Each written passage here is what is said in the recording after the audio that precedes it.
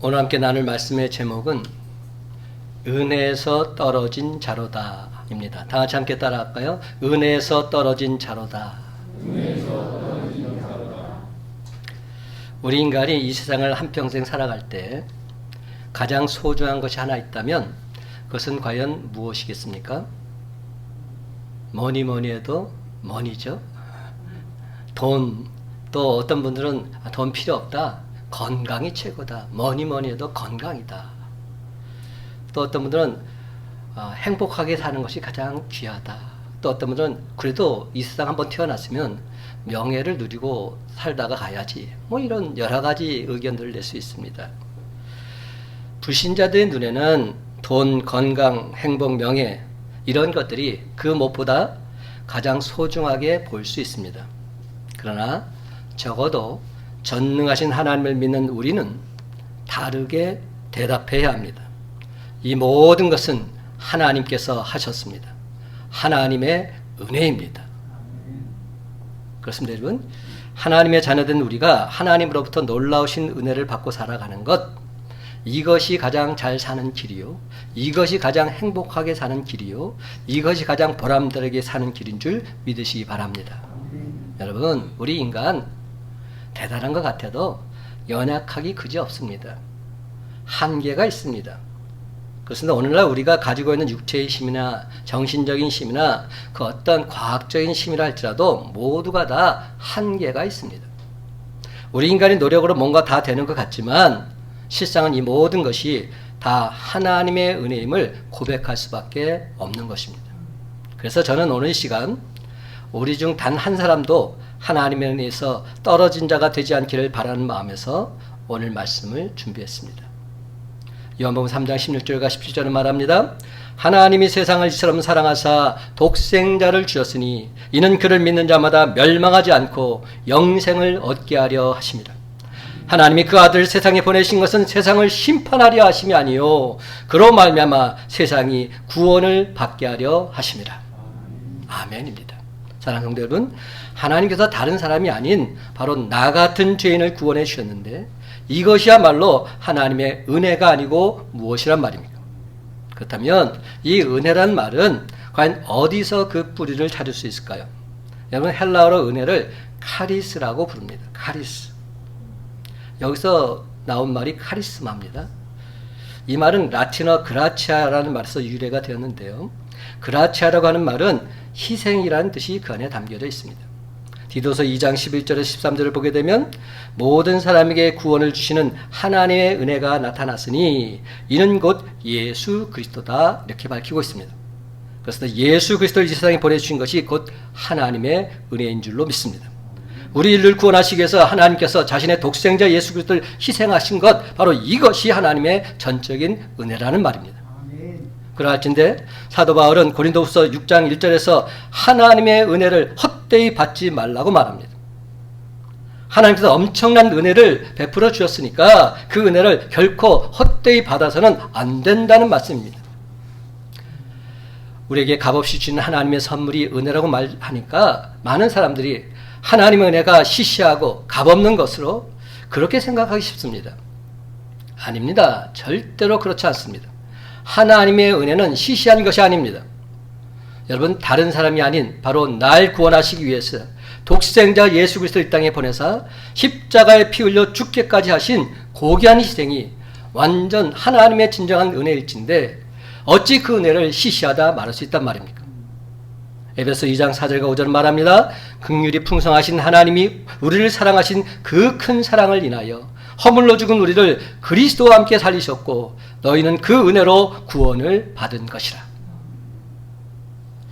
그런데 우리가 이 은혜를 온전히 깨닫지 못하게 되면 하나님의 은혜를 멸시하고 경시하며 무시할 수밖에 없는 겁니다. 그래서 히브리서 12장 15절에 너희는 하나님의 은혜에 이르지 못하는 자가 없도록 하라 분명히 말씀하고 있습니다. 이는 하나님의 은혜가 이처럼 소중한 것임에도 불구하고 그것을 알지 못해서 하나님의 은혜를 우습게 여기고 멸시하는 자가 있을까 봐 정말 안타까운 심정으로 우리에게 들려주신 말씀인 겁니다. 그러면서 15절에 계속 뭐라고 말씀하십니까? 쓴 뿌리가 나서 괴롭게 하여 많은 사람이 이로 말미암아 더럽게 되지 않게 하라 당부하고 있습니다. 그래서 여러분, 은혜를 우습게 여기는 자 곧 쓴뿌리다, 이렇게 말씀하고 있는 겁니다. 여러분, 나 한 사람이 은혜 받지 못해서 가정에서 쓴뿌리가 되면 아니 됩니다. 나 한 사람이 은혜 받지 못해서 교회에서 쓴뿌리가 되면 안 된다는 겁니다.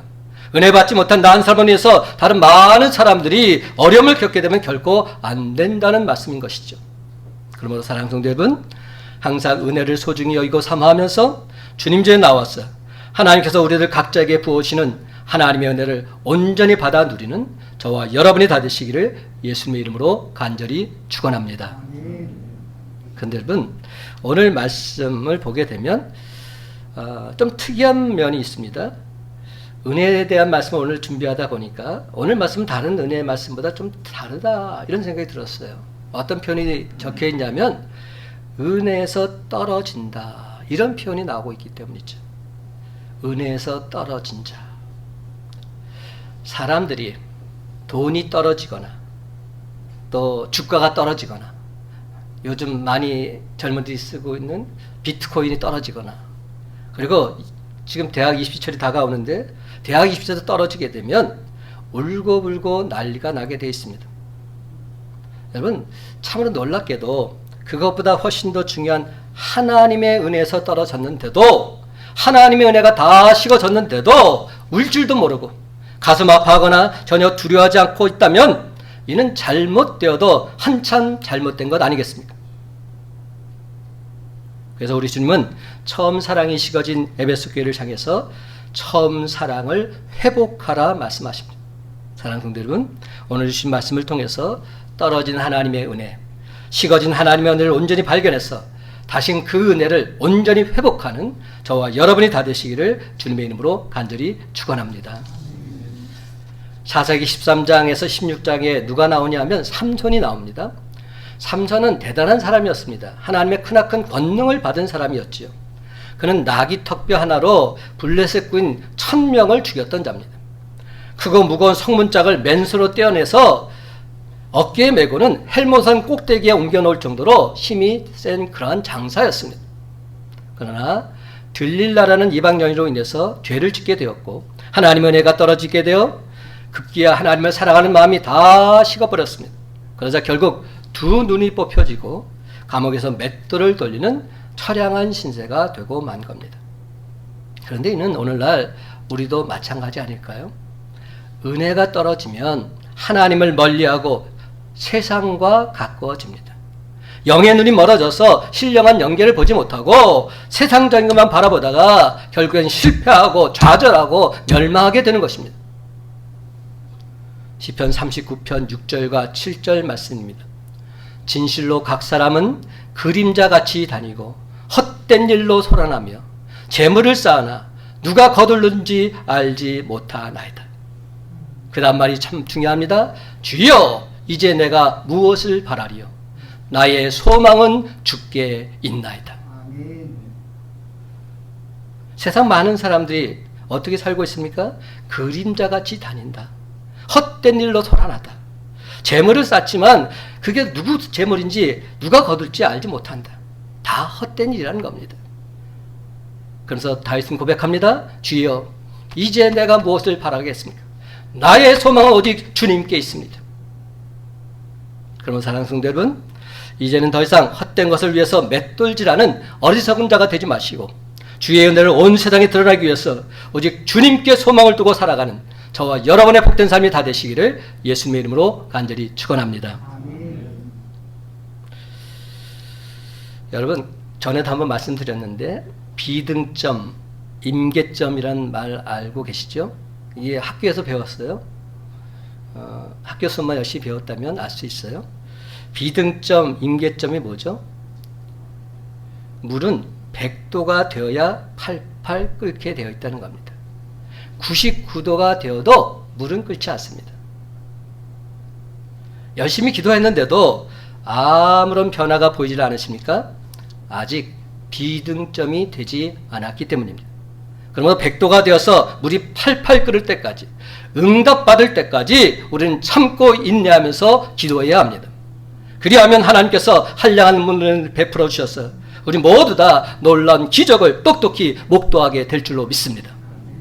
사랑하는 성도 여러분, 우리가 은혜에서 떨어지지 않으려면 우리는 그 은혜의 자리를 끝까지 고수해야 합니다. 히브리서 4장 16절은 말합니다. 그러므로 우리는 긍휼하심을 받고 때를 따라 돕는 은혜를 얻기 위하여 은혜의 보좌 앞에 담대히 나아갈 것이니라. 은혜의 보좌 앞에 담대히 나아가라 말씀하고 있는 겁니다. 그렇습니다. 저와 여러분이 말씀과 기도의 자리에 있어야 합니다. 예배와 찬양의 자리에 있어야 합니다. 은혜의 보좌를 늘 사모해야 하는 것입니다.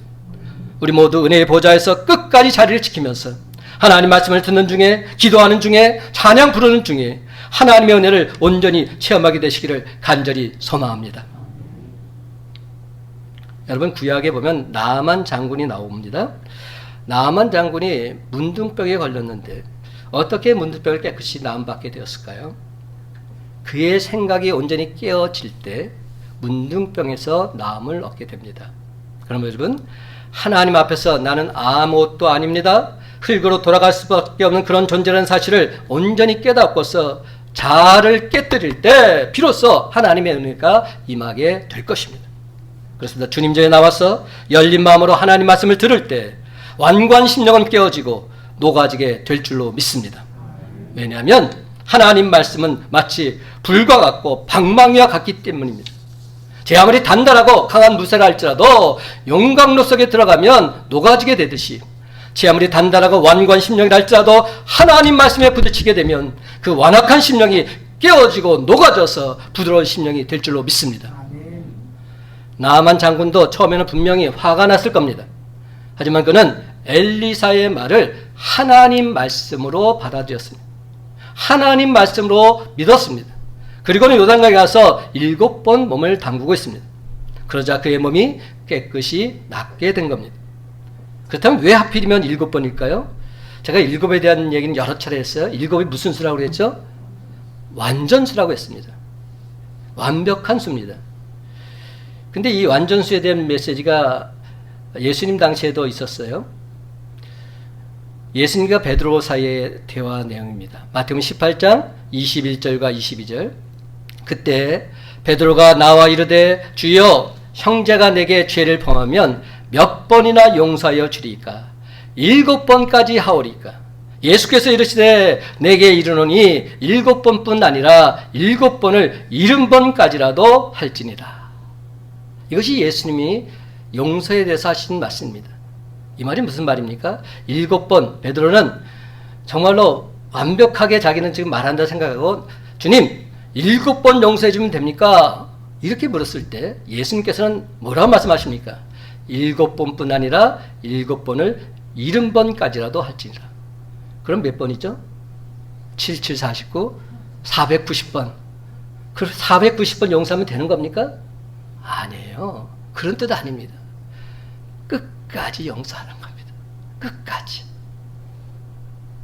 우리가 이 부분에서 잠깐만 넘어져요. 나는 할 만큼 했어.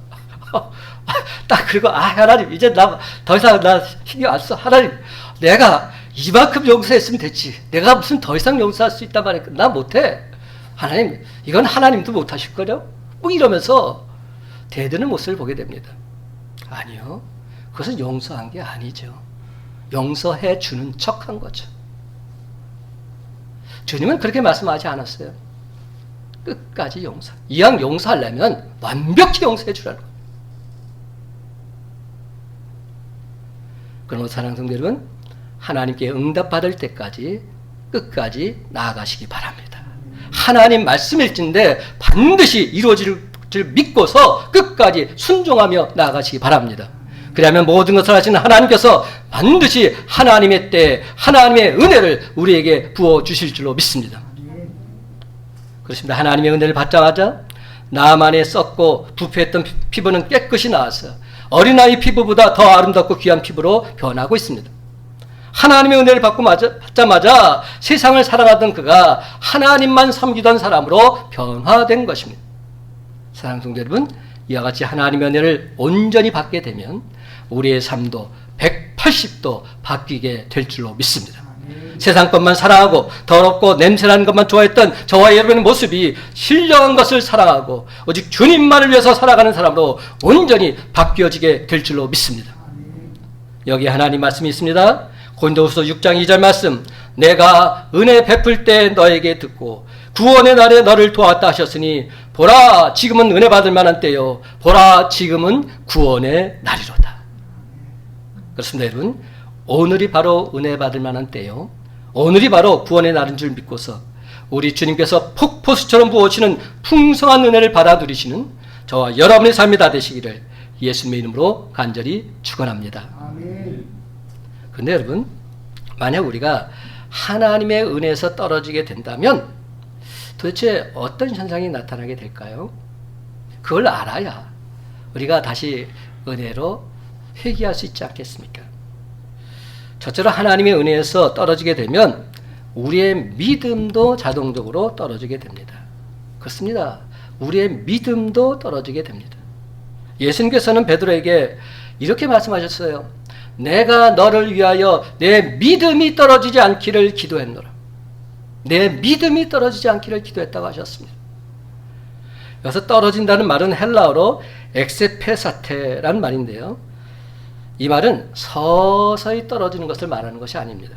순간적으로 밑바닥까지 쿵 하고 떨어진다는 의미인 것이죠. 영화를 제가 참 좋아하는데 영화에서 엘리베이터가 고장났을 때 장면 여러분들 연상되십니까? 고장이 나면 그 엘리베이터가 서서히 떨어지는 것 아닙니다. 순간적으로 밑바닥까지 쿵 하고 떨어지는 겁니다. 우리의 믿음이 참으로 대단해 보여도 하나님의 은혜에서 떨어지게 되면 밑바닥까지 떨어지는 것 한순간입니다. 우리의 믿음을 쌓아 올리기란 참으로 여간 힘들고 어렵지 않습니다. 그렇죠? 믿음에 믿음을 더해간다는 것 참 힘들고 어렵습니다. 근데 그 믿음이 떨어지는 것 눈 깜짝할 사이입니다. 순간입니다. 믿음의 조상 아브라함도 어느 날 갑자기 믿음이 떨어지고 말았습니다. 자기 아내 사례를 제쳐놓고 종인 하갈을 곁에 둠으로써 평화로웠던 가정이 일순간 깨어지고 만 겁니다. 우리도 믿음이 충만할 때는 하나님을 사랑하고 교회를 사랑하고 주의 종을 사랑하고 성도들을 사랑합니다.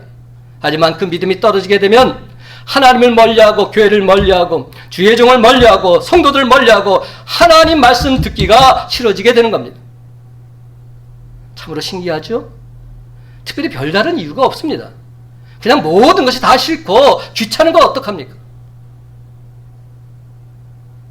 하나님 마음에 합한 사람도 어떤 일이 벌어졌습니까? 다윗 왕 은혜가 떨어지게 되니까 기도하려고 지붕에는 올라갔어요. 그러니까 습관이 있으니까. 근데 올라가서 눈을 들어 하나님께 기도는 하지 않고 사방을 빈둥빈둥 두리번거립니다. 그러다가 도저히 씻을 수 없는 엄청난 간음죄를 짓고 만 것입니다. 그러면 사랑하는 성도 여러분, 교회에 왔으면 다른 데 신경 쓰지 마시고 온전히 예배에 집중하시기 바랍니다. 오직 예배를 통해서 하나님의 한없는 은혜와 축복을 맛보시기 바랍니다. 그래야 저와 여러분 모두 다 하나님과 사람 앞에서 더욱 굳건한 믿음의 사람들로 튼튼히 세워지게 되시기를 예수님의 이름으로 간절히 축원합니다. 두 번째, 하나님의 은혜에서 떨어지게 되면 우리의 사랑도 떨어지게 되어 있습니다. 우리의 사랑도 같이 떨어진다는 거예요. 여러분, 비행기에 연료가 떨어지게 되면 그 비행기는 땅으로 곤두박질 칠 수밖에 없습니다. 마찬가지로 은혜가 떨어지면 사랑이 뚝 떨어져 버리고 맙니다. 그렇습니다. 추운 겨울이 돌아오면 기온이 뚝 떨어지고 나무에 붙어있던 잎과 열매가 떨어지듯이 은혜가 떨어지면 사랑의 열매 또한 떨어져서 앙상한 가지만 남게 되는 겁니다. 메말라지는 겁니다. 그러나 여러분, 봄이 오면 따스한 기온 때문에 다시금 잎이 나고 순이 나고 꽃이 피고 가을엔 열매가 맺히듯이 은혜의 계절이 돌아오게 되면 사랑이 꽃이 피고 열매는 맺어서 풍요롭고 아름다운 세계가 펼쳐지게 될 줄로 믿습니다. 그럼 여러분, 시도 때도 없이 주님께 나와서 하나님께서 부어오시는 은혜와 사랑을 뜨겁게 체험하며 살아가시기 바랍니다. 좀 전에 우리가 불렀던 찬송가 305장, 나 같은 죄인 살리신 주 은혜 놀라워 잃었던 생명 찾았고 광명을 얻었네. 큰 죄악에서 건지신 주 은혜 고마워. 나 처음 믿은 그 시간 귀하고 귀하다. 그렇습니다, 여러분. 주님 품 안에서 나를 향한 변함없는 주님의 은혜와 사랑을 뜨겁게 맛보시고 그 은혜와 사랑 온 세상에 기쁨으로 전하며 살아가는 저와 여러분의 복된 삶이 다 되시기를 예수님의 이름으로 간절히 축원합니다. 마지막 세 번째로, 하나님의 은혜에서 떨어지게 되면 The Holy Spirit Power, 성령의 능력도 떨어지게 되어 있습니다. 영력도 떨어지게 된다는 겁니다. 성령 충만한 은혜가 다 사라지게 된다는 겁니다. 여러분, 사사기 16장 20절, 삼손이 내가 전과 같이 나가서 몸을 떨치라 하였으나 여호와께서 이미 자기를 떠나신 줄을 깨닫지 못하였으므로. 삼손은 머리가 깎인 줄도 모르고 일어나서 힘을 쓰려고 했습니다. 하지만 헛수고였습니다. 하나님의 영, 성령의 능력이 이미 다 떨어져 나가버렸기 때문입니다. 여러분, 은혜가 떨어지게 되면 성령의 능력도 다 떨어져서 사탄 마귀의 세력에 아무런 힘도 쓸 수 없게 되는 것입니다. 그렇습니다, 여러분. 주일날이면 무슨 일이 있어도 반드시 주일 성수하던 사람이 은혜가 떨어지게 되면 교회에 나올 힘도, 봉사할 힘도, 전도할 힘도, 시험을 이길 힘도 전혀 없어지게 되는 겁니다. 그렇지만 하나님 말씀과 기도를 통해서 늘 언제나 은혜가 충만할 때는 그 어떤 사탄 마귀의 시험도 단호하게 물리치고 승리할 수 있습니다. 그렇습니다. 제 아무리 불같은 시험이 닥쳐온다 할지라도 넉넉히 이겨낼 수 있습니다. 예를 들자면 난로가 펄펄 끓고 있을 때는 거기에 주전자로 물을 딱 떨어뜨리면 어떤 현상이 나타납니까? 그 물이 툭툭 튀어나갑니다. 튕겨집니다. 근데 그 난로가 다 식어서 미지근해 있을 때 거기에 주전자로 물을 떨어뜨리면 피시 그만 물이 고이게 되는 겁니다. 전혀 달라요. 그럼 여러분, 저와 여러분도 주님 안에서 늘 성령 충만하게 되면 제 아무리 불과 같은 시험이 다가온다 할지라도 그까짓 것 툭툭 튕겨져 나가게 될 줄로 믿으시기 바랍니다. 오히려 하나님이 살아계심을 똑똑히 목도하는 은총의 순간이 될 줄 믿으시기 바랍니다. 그러나 여러분, 은혜에서 떨어져서 성령의 능력이 식어지게 되면 어떻게 되고 맙니까? 사소한 말에도 시험받아서 교회에 나오느니 안 나오니, 주의 일을 하느니 마느니, 그렇게 되고 마는 겁니다.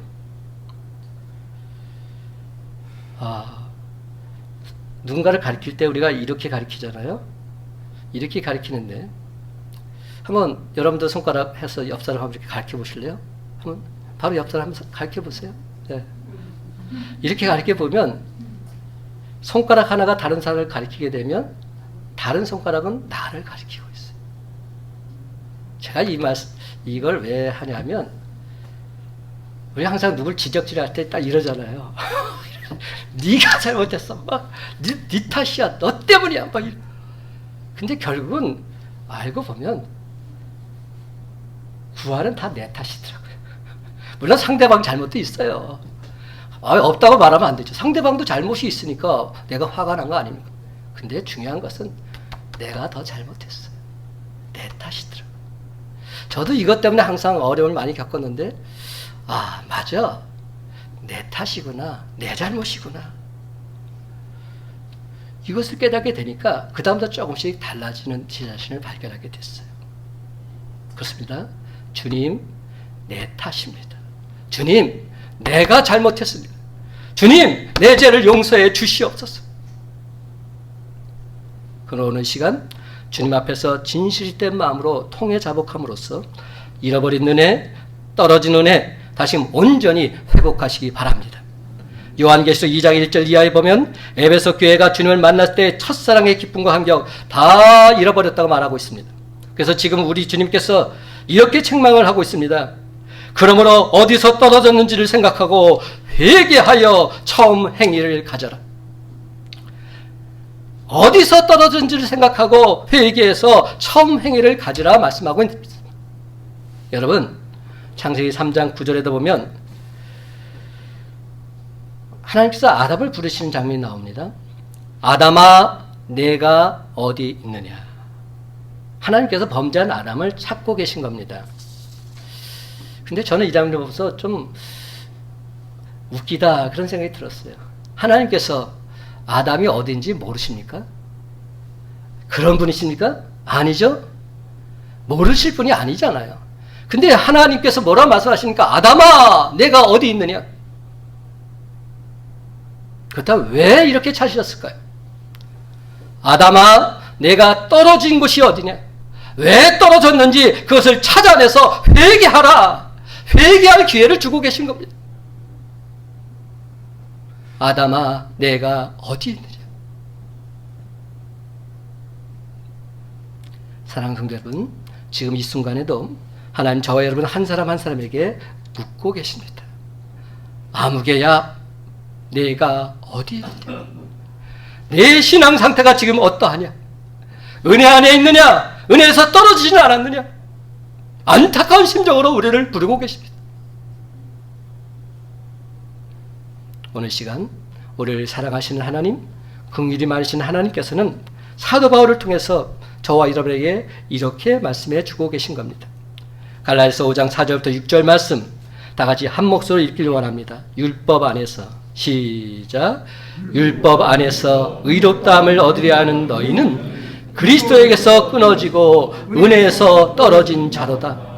우리가 성령으로 믿음을 따라 의의 소망을 기다리노니 그리스도 예수 안에서는 할래나 뭐할래나 효력이 없으되 사랑으로서 역사하는 믿음뿐이니라. 아멘. 그렇습니다. 믿음과 소망과 사랑의 주 예수 그리스도 안에 있기만 한다면 우리는 결단코 은혜에서 떨어지지 않습니다. 그런데 안타깝게도 은혜에서 떨어지게 되는 이유는 무엇일까요? 내가 주님께 가까이 가야 된다고 생각하고 있기 때문 아닐까요? 여러분, 내가 주님께 가까이 다가가는 것 아닙니다. 나는 다만 주님을 영접할 뿐입니다. 내가 예수님을 나의 구주로 영접하는 순간 주님은 내 안에 거하시게 되고 나는 그분과 하나가 되는 것입니다. 갈라디아서 2장 20절은 말합니다. 내가 그리스도와 함께 십자가에 못 박혔나니 그런즉 이제는 내가 사는 것이 아니요 오직 내 안에 그리스도께서 사시는 것이라. 이제 내가 육체 가운데 사는 것은 나를 사랑하사 나를 위하여 자기 자신을 버리신 하나님의 아들 예수 그리스도를 믿는 믿음 안에서 사는 것이라. 그렇다면 여러분, 이제 누가 사는 것입니까? 내가 사는 것입니까? 아닙니다. 내 안에 계신 예수 그리스도, 나를 사랑하사 십자가에서 죽으신 예수 그리스도의 은혜로 말미암아 사는 것인 줄 믿으시기 바랍니다. 그러므로 누가 은혜 안에 사는 삶을 살 수 있느냐? 바로 이 질문에 대한 분명한 해답은 예수님을 마음속에 모심으로 그분과 하나 된 사람만이 은혜 안에 살 수 있다, 이렇게 말씀드릴 수 있습니다. 성경은 예수님을 포도나무로 우리를 가지로 부르고 있습니다. 뿐만 아니라 가지가 그 포도나무에 달려 있어야만 열매를 맺는다 말합니다. 내가 그 안에, 그가 내 안에 있을 때 많은 열매를 맺을 수 있다는 겁니다. 하지만 우리는 자꾸만 어떻게 살아가려고 하는지 아십니까? 하나님, 어떻게 사는 것이 승리하는 비결입니까? 그 비법 좀 알려주세요. 그 해답을 무엇이라고 하는 방법론에서 찾으러 갑니다. 사랑하는 성도 여러분, 오늘 시간 분명히 말씀드립니다. 그 해답은 방법인 그 무엇에 있는 것이 아니라 예수 그리스도, 예수님 그 자체이신 줄 믿으시기 바랍니다. 예수님을 내 안에 모시기만 하면 우리는 넉넉히 승리할 수 있는 겁니다. 그래서 예수님이 승리의 비결이요, 예수님이 바로 은혜의 삶의 비결인 줄 믿으시기 바랍니다. 사도 바울이 뭐라고 묻고 있습니까? 누가 이 사망의 몸에서 나를 건져내 줄까? 누가 이 죄의 힘으로부터 나를 자유롭게 해줄까? 그리고 이내 곧 그는 이렇게 고백합니다. 오직 예수 그리스도 주님밖에 없습니다. 이렇게 말하고 있습니다. 그래서 우리를 사망의 몸에서 건져내 주실 분은 오직 예수 그리스도이십니다. 우리를 은혜의 삶으로 이끌어 주실 분도 오직 예수 그리스도이십니다. 그뿐만 아니라 우리를 영원한 생명으로 인도하실 분도 역시 오직 예수 그리스도 한 분밖에 없는 줄 믿으시기 바랍니다. 그럼 여러분, 예수 그리스도, 우리 주님을 여러분 마음속에 온전히 모시고 살아가시기 바랍니다. 이런 사람들이야말로 리얼 크리스찬이라 말할 수 있습니다. 이런 사람들이야말로 진정 기도를 할 때 기쁜 마음으로 기도할 수 있습니다. 말씀을 읽어도 의무감으로 읽는 것이 아니라 자연스럽게 말씀을 읽고 은혜를 받게 되는 것입니다. 전도도 마찬가지입니다. 자기 힘으로 할 때는 어렵고 힘듭니다. 예수님이 내 안에 계실 때에는 전혀 힘들지 않습니다. 저절로 됩니다. 사랑하는 성도 여러분, 우리 모두는 하나님의 자녀들입니다. 종이 아닙니다. 하나님의 아들이요 하나님의 딸입니다. 예수 그리스도는 저와 여러분에게 자녀의 신분을 주시기 위해서 이 땅에 오셨습니다. 이것이 바로 하나님의 은혜인 것입니다. 그럴진데 이제 우리는 하나님의 은혜 안에 온전히 거하시기 바랍니다. 이 은혜 안에 거하게 된 것을 하나님 아버지께 감사하며 찬송하며 사시기 바랍니다. 율법은 죄의 노예가 되게만 할 뿐 율법 안에서는 결단코 참된 자유를 누릴 수 없습니다. 사도 바울은 갈라디아 교인들에게 보낸 편지에서 분명히 말합니다. 갈라디아서 5장 1절 말씀, 그리스도께서 우리를 자유롭게 하려고 자유를 주셨으니 그러므로 굳건하게 서서 다시는 종의 멍에를 매지 말라. 다시는 종의 멍에를 매지 말라고 분명히 말하고 있습니다. 그렇습니다. 우리에게 참된 자유를 주시는 예수 그리스도, 바로 그 주님을 늘 항상 마음속에 모시고 살아가시기 바랍니다. 우리 힘으로는 도저히 승리할 수 없지만 예수님을 마음속에 모시기만 한다면 우리는 그 어떤 경우에도 넉넉히 승리하며 살아갈 수 있는 줄 믿으시기 바랍니다. 이제 말씀을 맺습니다. 사랑하는 성도 여러분, 오늘 시간 주님주에 나온 저희는 모두 다 하나님의 자녀답게 은혜를 만끽하며 살아가십시다. 말씀도 은혜 안에서, 기도도 은혜 안에서, 예배도 은혜 안에서, 찬양도 은혜 안에서, 전도도 은혜 안에서, 나눔도 은혜 안에서, 모든 것을 다 은혜 안에서 행하며 나가십시다. 그래서 여러분, 향후 그 어떤 상황 속에서도 은혜에서 떨어진 자 결코 되지 마시고 예수 그리스도를 늘 마음속에 모시고서 험한 세상을 넉넉히 쳐나가므로 이 모든 것은 하나님께서 하셨습니다. 하나님의 전적인 은혜입니다. 선포하며 나가는 믿음의 영적 용사들이 다 되시기를 예수님의 이름으로 간절히 축원합니다.